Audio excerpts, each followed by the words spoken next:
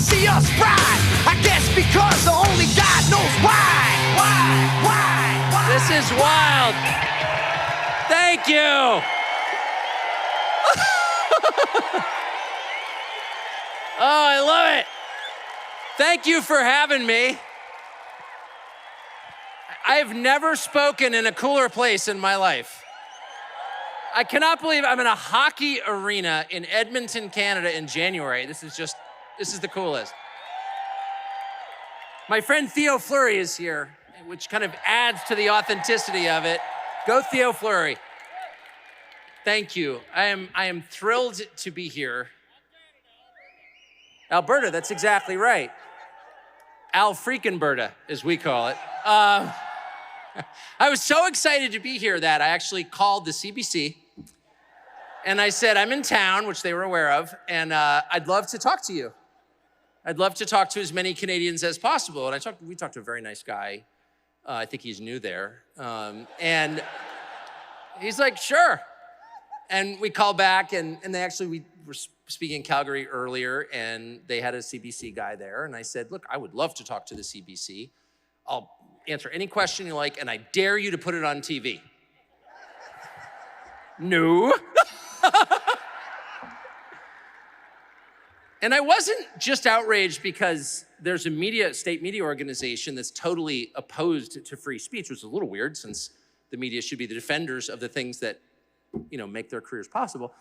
But it also offended me personally because I feel like I have some ownership of the CBC, not because I'm a Canadian taxpayer, but because I am secretly, and I never reveal this, part Canadian.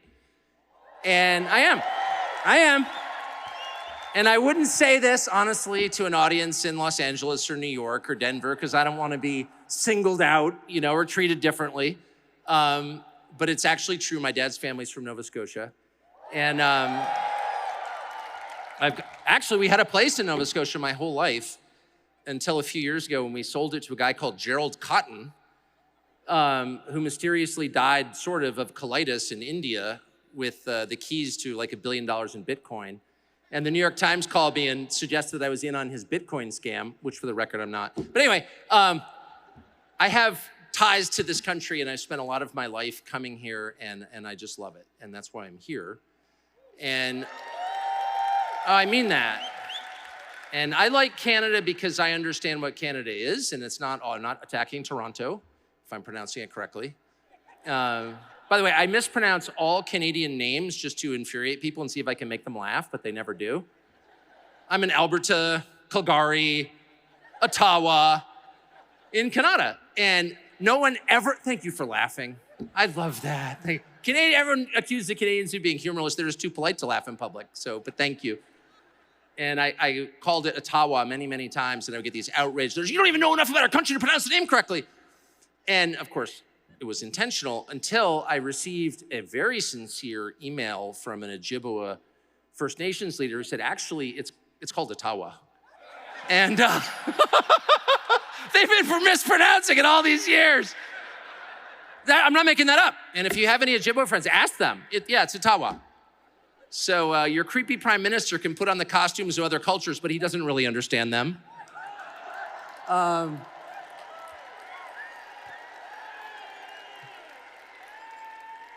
But I'll be honest, there are two things that I like about Canada, and both are totally sincere. This is not a pander. One, I like the physical country. I think it's the prettiest country in the world.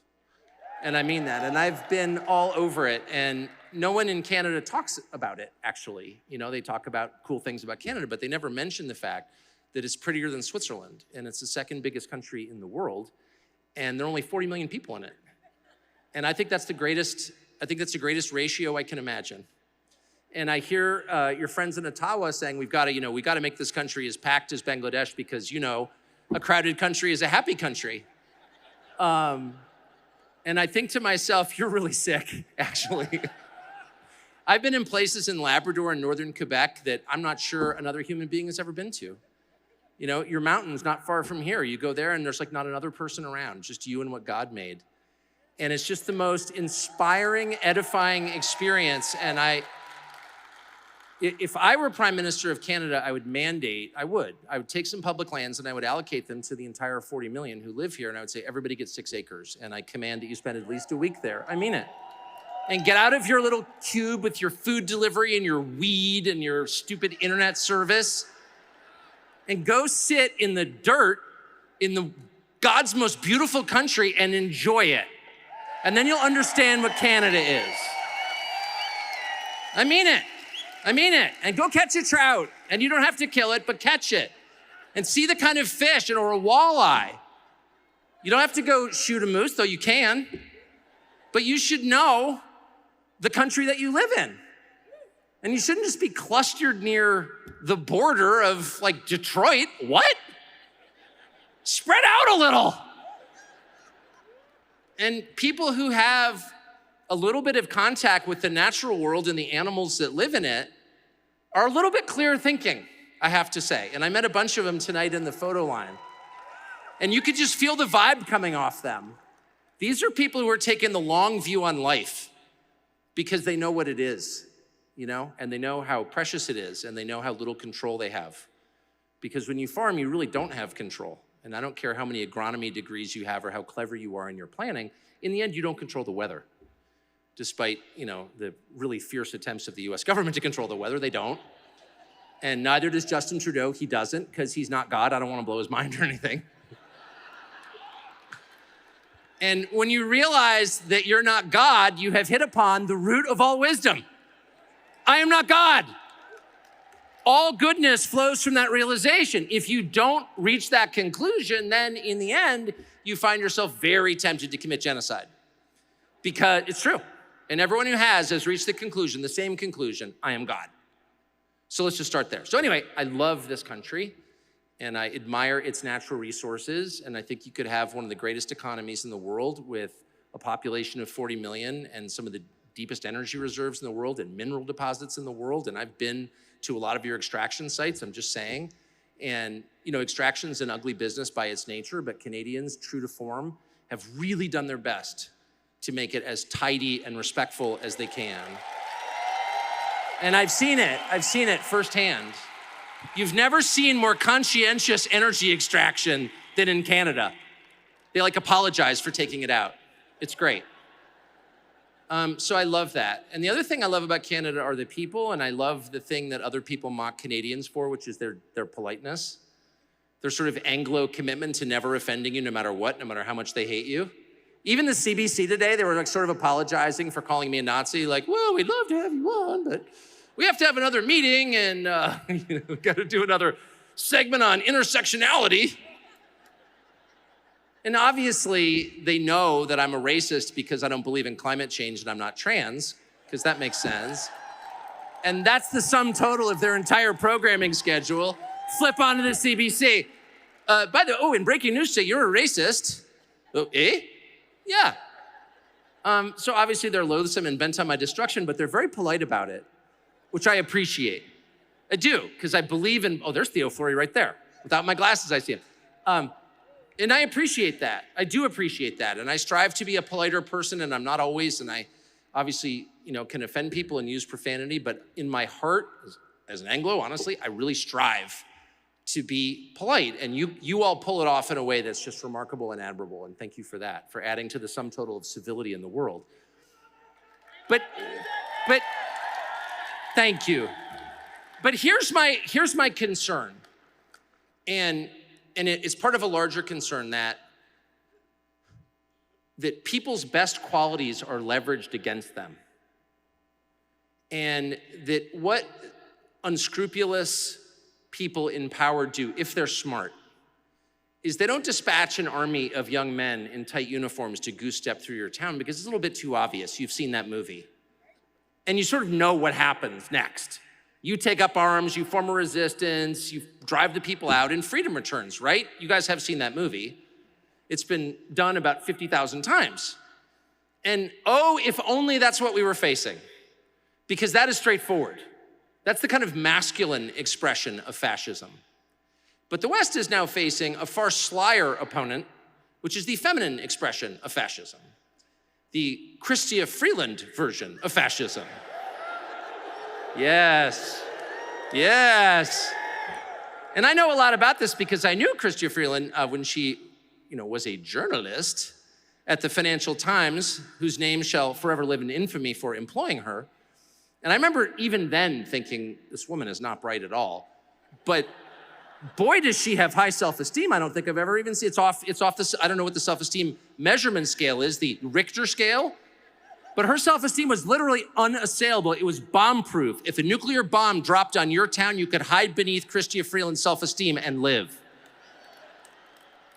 There's like nothing you could do to shake it. Nothing. No amount of evidence of her stupidity and wrong decisions and idiotic views could dissuade her from the core belief that she was awesome and you were not.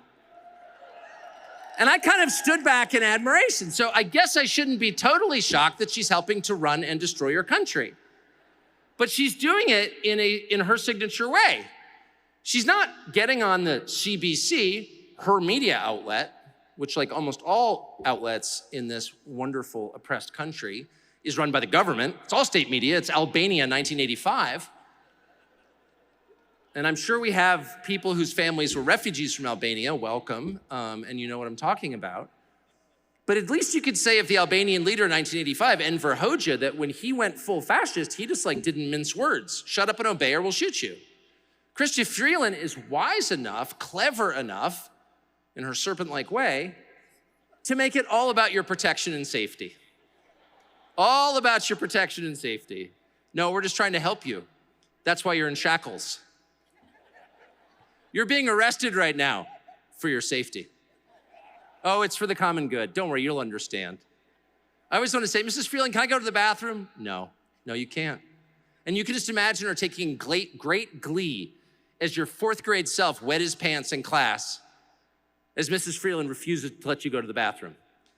So that's kind of more diabolical than what we've seen in previous generations, and it's much more effective in a committedly polite country like Canada because you don't know that it's happening.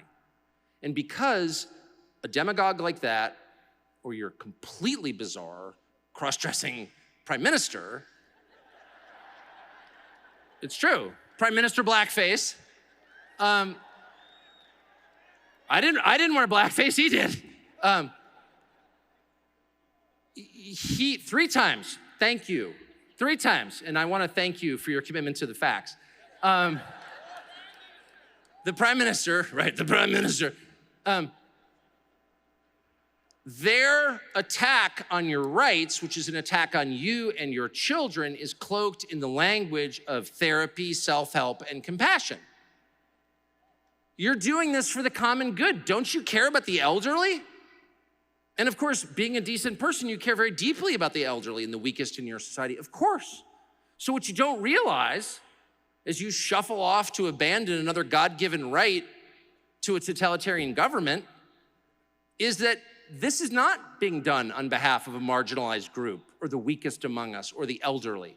They hijack the language of the gospel to crush the gospel. That's exactly what they're doing. And it's hard to sort of see this when you're right in the middle of it. If you've ever had a friend who is married to an alcoholic and gets divorced and everyone comes up and is like, wow, your spouse was a raging drunk. And oftentimes the spouse is like, didn't really know. If you live with someone whose behavior is completely off the chain, sometimes you're not aware of it because you're too close to it. So let me just tell you from my perspective as a foreigner, a semi-foreigner with some Canadian blood in my veins, what I'm seeing. And here are the markers for the malice that undergirds these expressions of false compassion. We're just trying to help. Really? They're trying to help? How does it help you or your family when the government of British Columbia gives fentanyl to your children without your knowledge? That is literally happening right now. And it's been stopped by the premier here, who's not giving fentanyl to children. Amen, bravo. Hard to believe you even have to say that. But it is happening right down the road, right over the mountains in British Columbia. What is that? It's not an expression of compassion. Fentanyl is the #1 killer of people under 40 in the United States, #1. There's no safe dosage of fentanyl, it's a poison. manufactured in Mexico with Chinese precursors designed to kill people, and it does. And so to hand that to children without their parents' knowledge is what? An attempt to kill your children. What else could it be? That's not compassion. There's no other way to read that. And I just fear if you're in the middle of a society that says that's okay, or it's on the spectrum of okay, it's something that we should consider, you may lose sight of the fact that that's not only completely unacceptable, it's a declaration of war against you and your children. People who are trying to kill your children are not your friend. They're your sworn blood enemy. Is there another way to interpret that? Am I being crazy? I don't think that I am. And in less developed countries, this would be very obvious. Go try that in Burkina Faso. I'm serious. Show up in Ouagadougou next week with a briefcase full of fentanyl and say, I'm gonna pass this out to the neighborhood kids, but I'm not gonna tell the parents. Those would be your last words. You would be ripped apart. You're coming to kill my children? No. They don't even have electricity in parts of Burkina Faso, but they have a gut level sense that your primary duty on this earth is to protect your children. If you can't protect your children, and not even spiritually or intellectually, just physically, then who are you? You're a husk. You're a shameful husk. That's what you are. There's no greater dereliction. There's no worse abandonment than leaving your children to be harmed in the hands of others. So, obviously, try that in Eastern Europe. Even Eastern Europe, which does have electricity. And by the way, no homelessness or graffiti or public drug use. How are they pulling that off? Amazing. I guess Bucharest, Romania is a lot more advanced than New York City now, because they won't put up with it. And they won't put up with the tax on their own children because they haven't been socialized to the point where they've lost their souls. That's the truth. The MAID program, which nobody wants to talk about, because nobody, and again, this is not an attack, it's a compliment. People here, I'm from a very similar culture, don't want to talk about things that make other people uncomfortable. So it really is a Christmas dinner among the Episcopalians, where there's a lot of sort of semi-drunk, sullen silentness.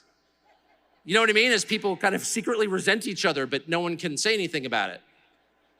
And apparently, at some point, someone get drunk enough just to say, I hate you. Everyone puts their heads down again. The government of Canada is killing Canadians, and not just a few, and not just the terminally ill. Over 50,000 so far. 50,000. Any organization that kills 50,000 people is a genocidal organization. Period. And I don't care how you dress it up. That's just a fact. That's like a bottom line on a chart. How many people have you killed? Oh, 50,000. Oh, you're not in the good guy category. Sorry, we can't. We're gonna bring you up at The Hague, actually, where you should be. And now, under consideration, apparently next month, is a plan to expand the MAID program, the systematic killing of Canadians, not all of whom are terminally ill, many of whom are just sad because Canadian society has made them sad. They're gonna expand that to children. And that's the point at which you have to say, I'm sorry, we're not gonna be polite anymore. You literally can't do that. And I don't care if you don't need to be, by the way, a religious freak to think it's wrong for a government to kill people at scale. And I don't care, choice, they'll dress it up. No, it's totally evil, is the truth. And it's deeply revealing of who they are and what they want. It's deeply revealing. The standard of living in Canada, which secretly no American would ever tell you this, because no American ever wants to, think about Canada or admit that there are things about Canada that are cooler than the United States, including your Rockies, by the way, which are better. Sorry. But one of the things Canada always had was this incredibly robust middle class. It didn't have these super jagged wealth distributions that the United States had. It was much more like Scandinavia than Dallas.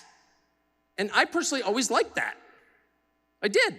I mean, the downside was some of your, most energetic people left because they wanted to become billionaires, but a lot of really smart people stayed because they liked being around people like them and their neighbors and whatever.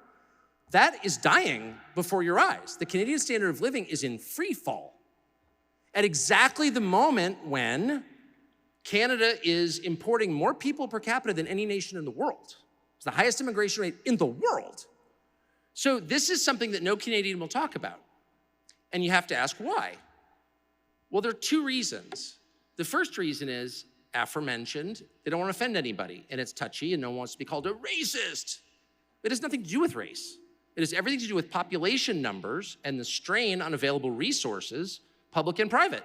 Housing prices, for example, your healthcare system, of which you were once so proud. It's so overburdened that it's easier to get into the MAID program than it is to schedule a surgery. It's easier to be killed by the government than healed by the government. That's true, look it up. So it's at exactly that point that they're like, oh, our country is underpopulated. In what sense? Who decided Canada was underpopulated? The second biggest country in the world with 40 million people in it? That sounds like paradise to me. Are you joking? And they're nice people. What is going on? The second reason no one wants to talk about it in Canada is because immigration has been a good thing for Canada over the years. Some of the coolest people in the world have moved to Canada and the United States, by the way. Immigration is not bad. Immigration many people here are the product of fairly recent immigration. It's good. But like anything in the temporal world, it's not all good. It can be good. It can also be really bad. It can enhance your country. It can destroy your country. Choose. So if you have an immigration policy that makes your country stronger, your economy stronger, your country more cohesive, amen. And you have had that for generations. And everybody in Canada is happy about that. That's not what you have now. You have the wholesale importation of millions of people into your country for no obvious benefit at exactly the time when your housing prices are so out of control. Like, can your kids afford a house? This is true in my country too. And so the question you have to ask is, why is the government doing this? Is there an economic case to be made? Maybe there is, I've never heard it. Maybe there's some central planner who's decided this is gonna make us all much happier and much more prosperous. They don't even attempt to convince you of that. They just shout slogans in your face, and if you ask a question, they call you a racist. And if you say, but I'm actually not a racist, and I'm not speaking for myself, I just wanna know the answer, why are you doing this? Without the consent of the governed, it's a decision you made unilaterally, and they won't answer your question. Diversity is our strength. Okay, that may be true, it may not be true. I don't know. It's a metaphysical question, actually. But in practical terms, why do we have the highest immigration rate in the world? Shut up! And of course, the answer is political power. Political power. This is a democracy. Your citizenship entitles you to choose your leaders. Your vote is valuable because there's a finite supply of those votes. It's very much unlike the Canadian dollar. Right? Or the US dollar, which in a pinch they can just print more of, and then the Canadian dollars you have in your pocket are worth less. Do you know anything about this? Have you heard this principle before? It's called supply and demand, and if you misuse it, if you ignore the most basic law of economics, you wind up with, repeat after me, inflation, with which you are familiar. Just inflation. The same principle holds for citizenship in a democracy. And if you don't like the way that the public votes, import new voters. And that's precisely what they're doing. They're doing that in the United States as well. And here's my point. You're taking it because no one's saying anything. And I'm just warning you that if this was a mistake, if these were policies formulated by people who actually loved you and had just gone off course and were doing the wrong thing, as you often do with your kids. If you have children, you often make the wrong decision with your kids. But you're brought back on course by your love for your children. So over time, you make the right decisions because you're animated for a desire to protect them because you love them. But if you hated your children, all of your mistakes would be in one direction, and that direction would be toward destruction. And there is zero evidence that the Trudeau government loves you. And there's overwhelming evidence that they hate you and your families. How is that not true? If Liberal and NDP politicians are sending fentanyl to your children, if they're trying to add your children to the list of people who can be killed by the state, who aren't even terminally ill, if they are changing the composition of your country without asking your permission, if every communication you have with Ottawa is a lecture about your moral deficiencies. You're a bad person. Shut up, racist. There's no love at all. There's only contempt. And the reason I'm saying this is not to upset anyone or hurt anyone's feelings, but it's very important. It's the most important thing to understand the terms of the debate and the consequences of its outcome. These are high-stakes questions. You thought Quebec separatism was a big deal. This is a big deal, what you're living through. And not just you, but the entire West. These exact issues mirror those throughout the Anglosphere. That would include the United States and the UK and Australia and New Zealand. And for reasons that I can't fully comprehend, because I am not God, these trends are present in all of those countries at exactly the same time. And those countries are on the brink of becoming not salvageable, because the people who live in them have been completely broken and led astray, misled by their leaders, and ultimately replaced by their leaders. And that's not a conspiracy theory. It's a fact based on the numbers. And anyone who tells you, oh, that's a racist conspiracy theory, lay out the numbers for them. What are we looking at? What's the justification for this? Why are you doing this? As the people who are born here languish and decide it's better to die than to keep living here, why aren't you helping? So here's my advice. First thing you need to do, I think, in this country is figure out a way to tell people what's happening. And I would do it in a very Canadian style, in a non-inflammatory, highly rational, super polite, nice, but also uncompromising way. These are the stakes. This is the truth. I'm gonna stand on the truth. Unfortunately, you have a couple of wonderful media outlets who I've spent a lot of time with in this country, but they're small. And they should be huge. All of your media, yeah, that's right, that's the one I was thinking of. All of your media, with only a few exceptions, are controlled by the state. It's not just CDC, CBC. We have an institution in our country called the CDC, which is almost as sinister. But you need a way for Canadians to know what's happening and to understand. You need a way. And it can't just be about Justin Trudeau, who's, if I can just say, so absurd that guy's gonna sashay off into history fairly soon, I think. Because, I mean, honestly, someone told me last night, I was talking to someone, to one of your countrymen at dinner last night, and Justin Trudeau, who I've never met, though I know his cousin Gavin Newsom, but he's so ridiculous. He's so transparently phony. I mean, I'm mesmerized watching him. And so my very obvious, as a foreigner, question at dinner was, does anyone believe him? And everyone at the table said, oh yeah, young people do. And I hope that's not true. No, it's not true. But the point is, there can't be more than 20% of Canadians who think he's not repulsive because he's just so obviously repulsive. But would you leave your kids with him? Would you be like, oh, we're going on, we need to go to Canadian Tire for an hour. Justin, can you watch my kids? I don't think you're gonna do that. But you hand him your country, it's totally cool. Don't worry, he's a good steward. But he will collapse under the weight of his own ludicrousness and go back to Cuba or do whatever he does. But, what? I don't know if that's true or not, but it's just too great to check. Though if I ever meet him, I'm gonna demand a 23andMe, like right away. But he will disappear from the world stage, and I don't think history's gonna treat him well. And he'll probably be like a university professor or work for Bill Gates or something equally ignominious. But the problem won't end there, because he is part of a structure that is itself rotten, and in fact that it has elevated him to the top. And that's really the problem. And the only solution is for not radical people, but just clear-thinking people to say absolutely not, and here's why.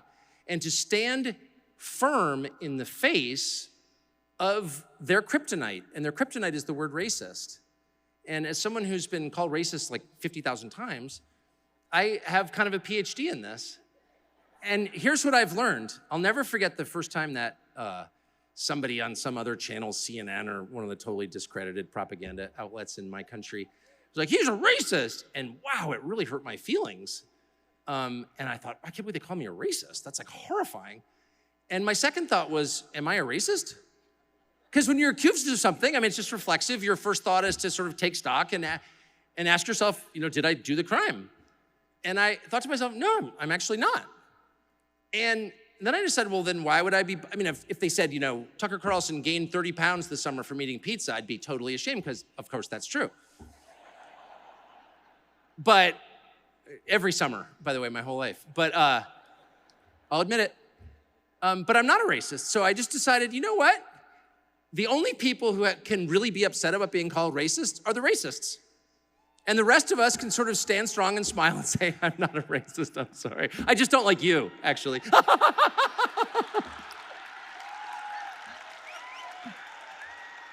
But that's the leash.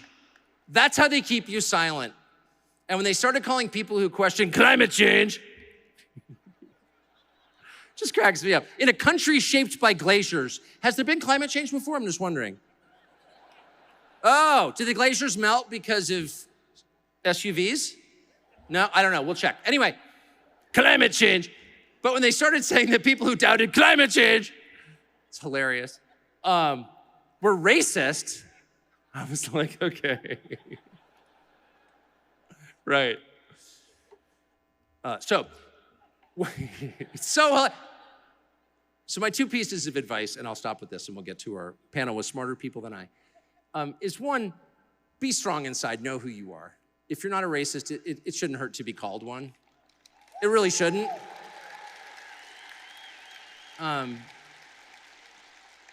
two, I've been attacked for calling Canadians humorless or whatever, and as I've said, I don't think that at all. I do think you've lost an awful lot of good comedians who fled your country to the South, because I do think it's hard there's a culture of self-restraint and of modesty here, clearly, and I think it's hard for Canadians to sort of mock someone else because it feels forbidden, and I get that, and I appreciate that sentiment. But now is the time for mockery. It is. It is. You are led by buffoons in costume. You really are. And if Chrystia Freeland, fascist midget, and Justin Trudeau, perky little Justin Trudeau, those are your leaders, okay? And if you can't laugh in their faces, if your first response is, how do I get to a place where you, who I wouldn't hire to clean my pool, is running my country, get out of here, freak.